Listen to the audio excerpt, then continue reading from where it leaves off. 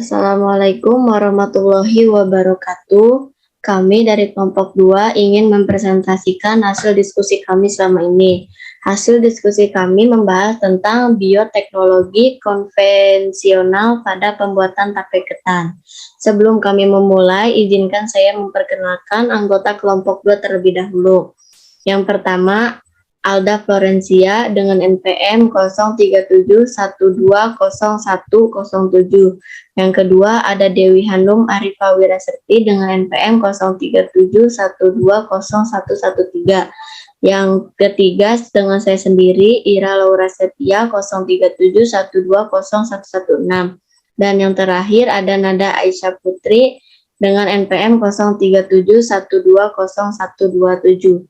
Materi yang pertama akan dibacakan oleh Alda Florencia. Pendahuluan. Latar belakang bioteknologi telah dikenal oleh manusia sejak ribuan tahun yang lalu. Sebagai contoh, di bidang teknologi pangan adalah pembuatan bir, roti, maupun keju yang sudah dikenal sejak abad ke-19. Pemuliaan tanaman untuk menghasilkan varietas-varietas baru di bidang pertanian, serta pemuliaan dan reproduksi hewan. Dengan munculnya ilmu pengetahuan dan peningkatan alat-alat biologis, teknik dikembangkan untuk peningkatan standar hidup manusia. Salah satu teknik yang terpenting adalah bioteknologi.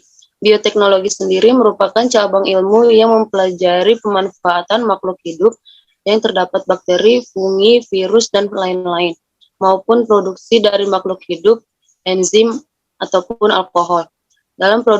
Dalam proses produksi untuk menghasilkan barang dan jasa. Dengan kata lain, bioteknologi adalah ilmu yang berhubungan dengan penerapan sistem biologis dan organisme untuk proses teknis dan industri untuk kesejahteraan manusia. Bioteknologi telah digunakan selama lebih dari 6.000 tahun untuk menghasilkan produk yang diinginkan dengan menggunakan mikroorganisme seperti roti, keju, bir, dan lain-lain. Bioteknologi merupakan penerapan prinsip ilmiah dan kegiatan pengolahan yang melibatkan penggunaan mikroba dan senyawa yang dihasilkan mikroba tersebut, atau melibatkan sel yang diperoleh dari tanaman dan hewan tanpa menyertakan aktivitas yang melibatkan keseluruhan tanaman ataupun hewan tersebut. Untuk menyediakan barang dan jasa bagi kesejahteraan manusia, bioteknologi akan bertahan dan dapat berkembang subur jika dalam penerapannya terjadi perpaduan berbagai disiplin ilmu sains dan teknologi termasuk biokimia, mikrobiologi, genetika, dan biologi molekuler, serta rekayasa pada biokimia. Bioteknologi adalah pemanfaatan mikroorganisme untuk menghasilkan suatu produk yang dapat digunakan oleh manusia. Bioteknologi dibagi menjadi dua, yaitu bioteknologi konvensional atau tradisional dan bioteknologi modern. Bioteknologi konvensional biasanya menggunakan mikroorganisme berupa bakteri, jamur, dan lain-lain. Sedangkan bioteknologi modern biasanya menggunakan teknologi-teknologi yang dapat membantu kita dalam proses pengkloningan, kultur jaringan, pengolahan makanan dengan cara fermentasi merupakan jenis pengolahan makanan yang cukup tua. Secara tradisional banyak dilakukan di tingkat rumah tangga. Indonesia sangat kaya akan produk-produk dengan hasil proses fermentasi. Salah satu contohnya adalah tape. Kajian masalah dan pembahasan. Pengertian bioteknologi konvensional. Bioteknologi konvensional adalah bioteknologi yang memanfaatkan organisme secara langsung untuk menghasilkan produk, barang, dan jasa yang bermanfaat bagi manusia melalui proses fermentasi.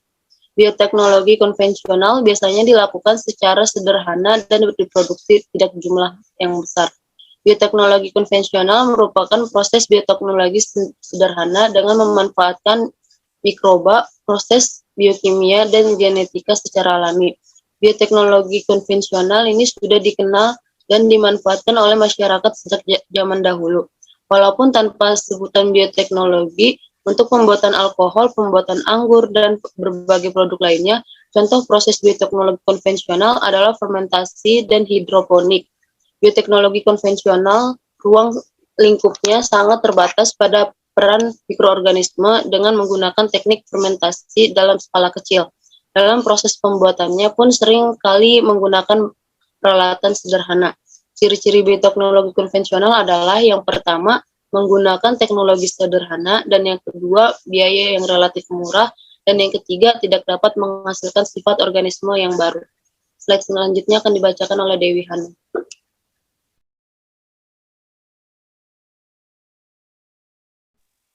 Ini adalah salah satu contoh produk-produk yang dihasilkan dari bioteknologi konvensional. Ada bahan kedelai, contohnya Rhizopus sp, produknya tempe. Terus yang kedua ada beras ketan, mikroorganismenya Saccharomyces cerevisiae, produknya itu tape ketan. Yang ketiga itu ada susu Lactobacillus bulgaricus, produknya itu ada yogurt.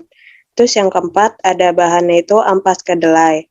Mikroorganismenya itu Neurospora cytophylla, produknya itu oncom. Terus yang kelima bahannya itu ada kedelai. Mikroorganismenya itu Aspergillus oryzae, produknya itu kecap.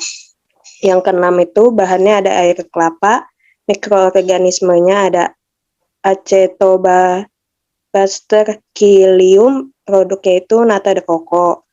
Yang terakhir bahannya itu ada susu, mikroorganismenya itu ada Lactobacillus sp, produknya itu keju. Contoh penjelasan bioteknologi konvensional. Yang A itu yogurt. Yogurt itu merupakan minuman hasil fermentasi susu yang menggunakan bakteri Stetococcus thermoplus atau Lactobacillus bulgaricus. Bakteri ini akan mengubah laktosa pada susu menjadi asam laktat. Efek lain dari proses fermentasi adalah pecahnya protein pada susu yang menyebabkan susu menjadi kental. Hasil akhirnya susu akan terasa asam dan kental. Proses penguraian ini disebut fermentasi asam laktat dan hasil akhirnya dinamakan. Yang kedua itu ada keju. Keju merupakan bahan makanan yang dihasilkan dengan memisahkan zat-zat pada susu melalui proses pengentalan atau koagulasi. Proses pengentalan ini dilakukan dengan bantuan bakteri Lactobacillus bulgaricus dan Streptococcus thermoplus. Bakteri ini akan menghasilkan enzim renin, sehingga protein pada susu akan menggumpal dan membagi susu menjadi cair dan padat atau dadih. Selanjutnya, enzim renin akan mengubah gula laktosa dalam susu menjadi asam dan protein yang ada pada didi. Dadi ini yang akan diproses lebih lanjut melalui proses pematangan dan pengembasan sehingga terbentuk olahan makanan yang dikenal dengan keju. Selanjutnya yang ketiga ada roti. Pembuatan roti juga memanfaatkan peristiwa fermentasi yang dibantu oleh yeast atau khamir. Yeast itu merupakan sejenis jamur yang ditambah pada adonan tepung dan akan menimbulkan proses fermentasi. Proses ini akan menghasilkan gas karbon dioksida dan alkohol. Gas karbon dioksida berperan dalam mengembangkan roti, sedangkan alkohol akan berkontribusi dalam menghasilkan aroma dan memberi rasa pada roti. Adonan akan tampak lebih mengembang dan membesar pada saat adonan dimasukkan ke oven karena gas akan mengembang pada suhu tinggi. Selanjutnya yang keempat ada kecap. Kecap merupakan salah satu produk hasil bioteknologi yang terbuat dari kacang kedelai. Pada tahap awal kedelai akan difermentasi dengan menggunakan jamur Aspergillus wientii.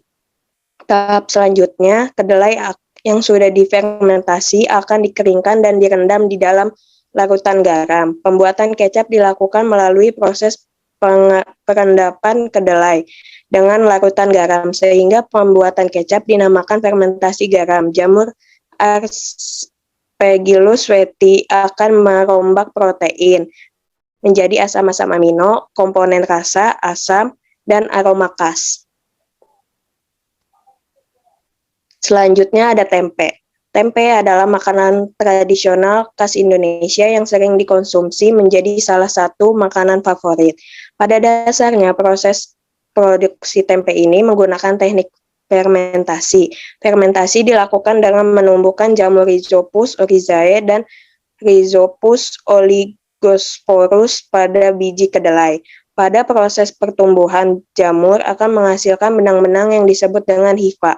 Benang-benang itu mengakibatkan biji-bijian kedelai saling terkait dan membentuk struktur yang kompak. Pada waktu pertumbuhan jamur, jamur juga akan membuat suatu enzim protase yang dapat menguraikan protein kompleks yang ada pada kedelai menjadi asam amino yang lebih mudah dicerna oleh tubuh kita. Selanjutnya akan disampaikan oleh Ira Sepia. Selanjutnya yaitu ada cuka. Bahan dasar pada proses pembuatan cuka adalah etanol yang dihasilkan oleh fermentasi anaeroba oleh ragi, oleh bakteri asam asetat seperti Acetobacter dan Gluconobacter. Etanol akan dioksidasi menjadi asam asetat. Dan yang terakhir ada tape ketan. Tape ketan merupakan salah satu produk makanan hasil fermentasi khas Indonesia yang terbuat dari beras ketan. Proses pembuatan tape ketan cukup mudah sehingga banyak yang mengembangkan produk tersebut secara tradisional maupun modern. Menurut Winaro, dari tahun 1980, makanan yang mengalami fermentasi biasanya mempunyai nilai gizi yang lebih tinggi daripada bahan asalnya.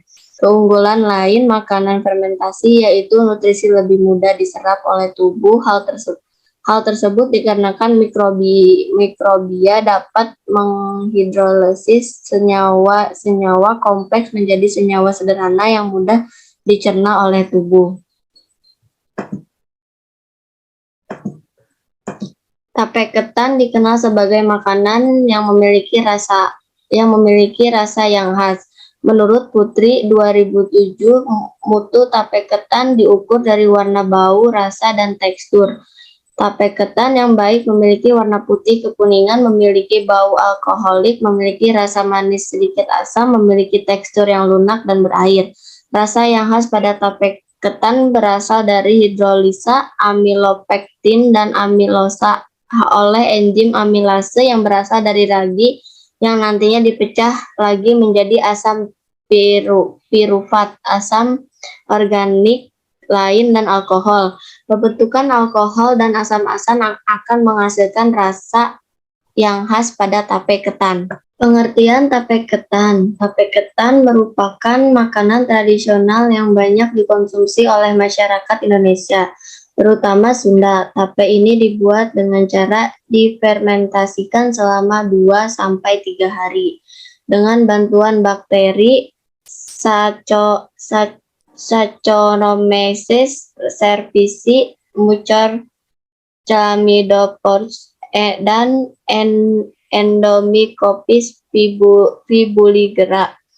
Pengertian fermentasi. Fermentasi adalah proses produk energi dalam sel dalam keadaan anaerobik tanpa oksigen. Secara umum, fermentasi adalah salah satu bentuk respirasi anaerobik. Akan tetapi terdapat definisi yang lebih jelas yang mendefinisikan fermentasi sebagai respirasi dalam lingkungan anaerobik dengan tanpa akseptor elektron internal. Gula adalah bahan yang umum dalam fermentasi. Beberapa contoh hasil fermentasi adalah etanol, asam laktat, dan hidrogen. Akan tetapi beberapa komponen lain dapat juga dihasilkan dari fermentasi seperti asam butirat dan aseton. Ragi dikenal sebagai bahan yang umum digunakan dalam fermentasi untuk menghasilkan etanol dalam bir, anggur, dan minuman beralkohol lainnya. Respirasi anaerobik dalam otot mamalia selama kerja yang keras atau yang tidak memiliki akseptor elektron eksternal dapat dikategorikan sebagai bentuk fermentasi.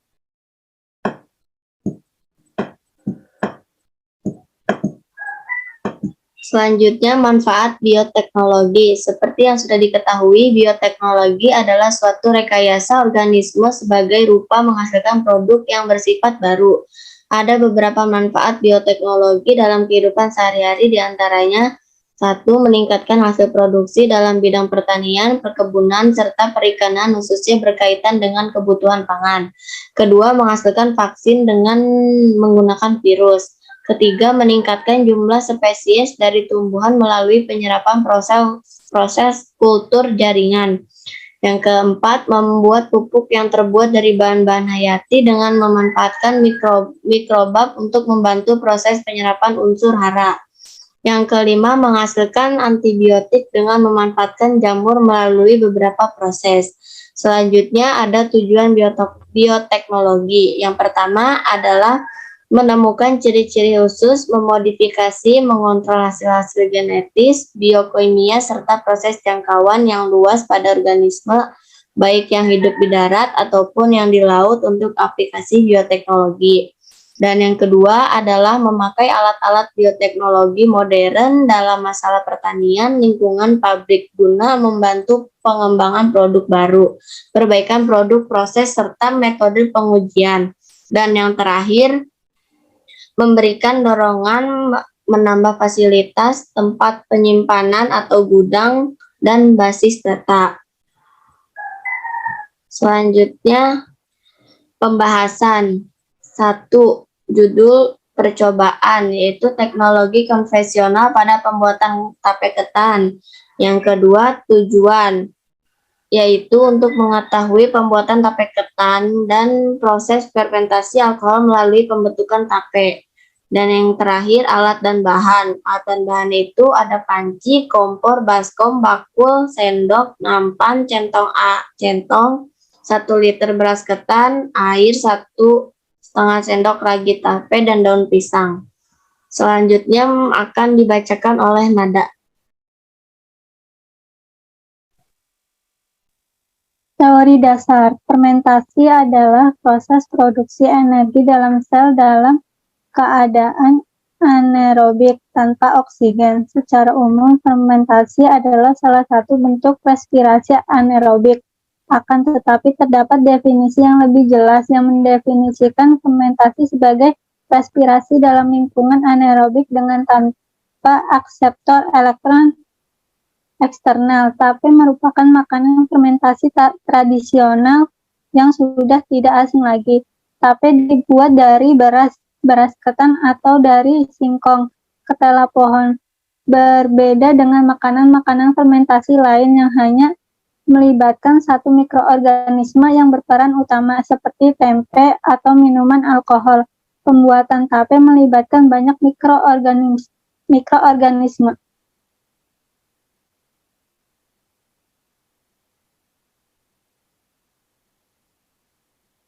Cara kerja. Yang pertama, cucilah beras ketan hingga bersih dengan menggunakan bakul. Yang kedua, kemudian rendam beras ketan. Yang ketiga, tiriskan beras ketan kemudian yang telah direndam. Kemudian kukus hingga matang. Yang keempat, setelah matang, taruh nasi ketan di atas nampan dan diamkan hingga benar-benar dingin. Yang kelima, haluskan ragi tape hingga menjadi serbuk. Yang keenam, taburkan ragi di atas nasi ketan yang benar-benar sudah dingin. Jangan ditaburkan saat nasi ketan masih panas. Yang ketujuh, bungkus nasi ketan yang telah diberi ragi dengan daun pisang. Yang kedelapan, letakkan di dalam baskom, kemudian tutup rapat sehingga udara tidak bisa masuk ke dalam baskom. Yang kesembilan, simpan selama 3-4 hari. 10, tape ketan siap dihidangkan.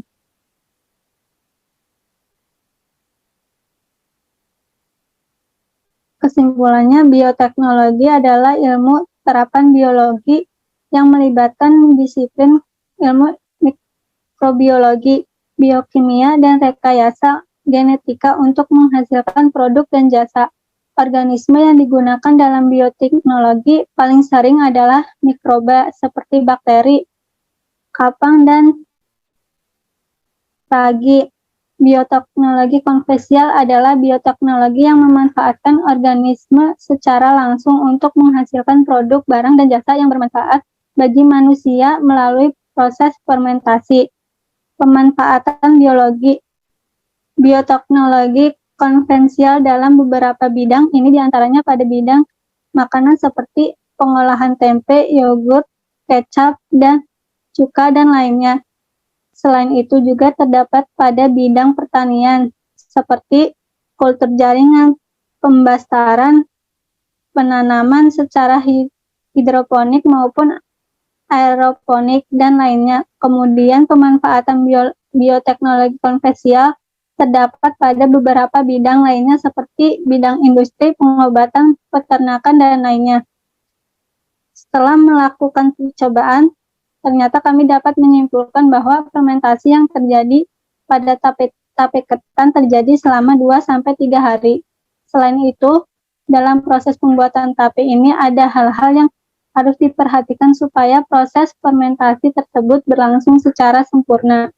Selama proses fermentasi tidak memerlukan oksigen.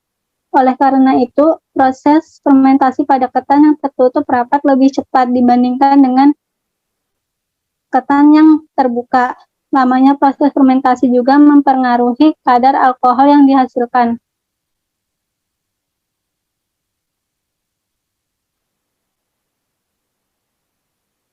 Alasan memilih tema ini, alasannya dikarenakan pembuatan tape ketan mudah untuk dipraktekkan dan tidak memerlukan biaya yang cukup besar, karena bahan baku berupa beras ketan bisa mudah untuk didapat di sekitar kita. Manfaatnya yang pertama, meningkatkan kekebalan tubuh.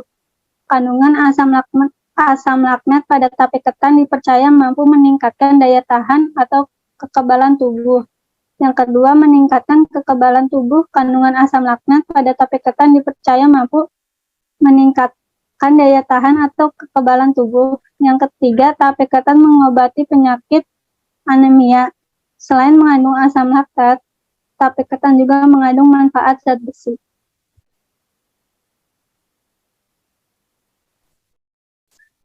Demikian presentasi dari kelompok 2, kurang lebihnya mohon maaf. Sekian dan terima kasih. Wassalamualaikum warahmatullahi wabarakatuh.